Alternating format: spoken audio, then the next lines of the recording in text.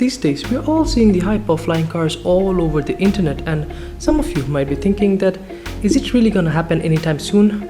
Well, honestly, I believe that now we are the closest to finally turn the science fiction into reality. Hey guys, what's up? I'm Ikhlas Zihat, and today let's buckle up and travel to a whole new realm of transportation of flying cars. A few weeks ago, we saw a magnificent car made by Client Vision, and it ticked all the boxes that we envisioned in a flying car. Apart from the looks and design of it, I also think that the flying car of Client Vision is also scientifically impressive. The aerodynamic physics behind the flying mechanism.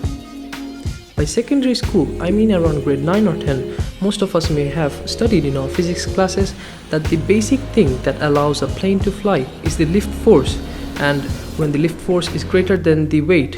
So, have you ever thought how this lift force is actually generated? Because it's really interesting and quite complex than you think. Well, unlike a normal car, the flying car has to travel in 3 dimensions, 1, 2 and 3.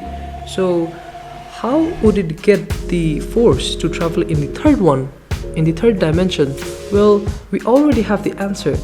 It flies using the same mechanism of a plane. But have you ever thought how the wing and the propellers are used to generate a lift force? Because on seeing the plane, you might actually think that the propeller only pushes the plane forward, but how the heck did it go up? Unlike the origami plane that I have here, the wing of an actual plane is not so flat.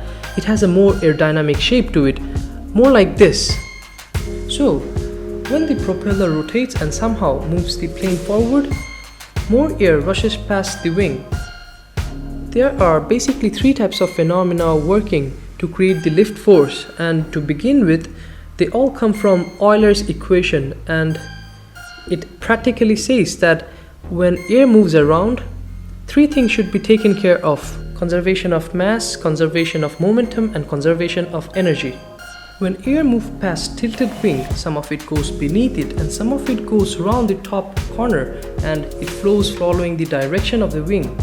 So what happens in reality is that, unlike the bottom part, in the top part, when air moves, it is squeezed together into a lesser space, and it has to travel in a greater speed because it has to conserve mass, and for same amount of molecules to go through, it basically has to go in a greater speed. Thus, mass is conserved. As we know that the air is indeed moving at a greater speed, so the Bernoulli effect occurs. It says that for the difference in speed, there will be a low pressure created in the top and a high pressure created in the bottom. So it will exert a smaller force in the top and a greater force from the bottom. As a result, a spectacular lift force will be generated. Hence, we have the conservation of energy with the Bernoulli effect. Lastly, how is the conservation of momentum achieved? Can you guess?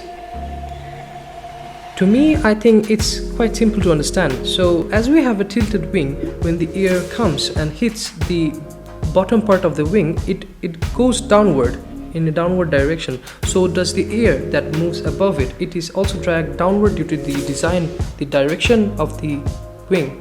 Our common sense should say that for conservation, if the air moves down, then something has to move up, right? Yes. So what happens is that air moves down, the plane moves up. Conservation successful. The origin and history of flying cars. I believe that the idea of flying cars first got mainstream, or basically into people's head, due to the visual influence created by popular sci-fi movies such as Back to the Future 2 and Blade Runner. And honestly, why not? It really did look super cool to have a car that can fly. It all started around 20th century.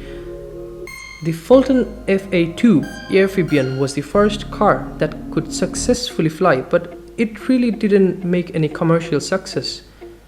And from then on, all the cars that were successful flying, basically they followed the same trend and couldn't capture the large market. Well, I believe what factored in the most is the safety. It would be really concerning to have flying cars zipping right across busy cities. But now we are very close to getting what we want. But how close are we?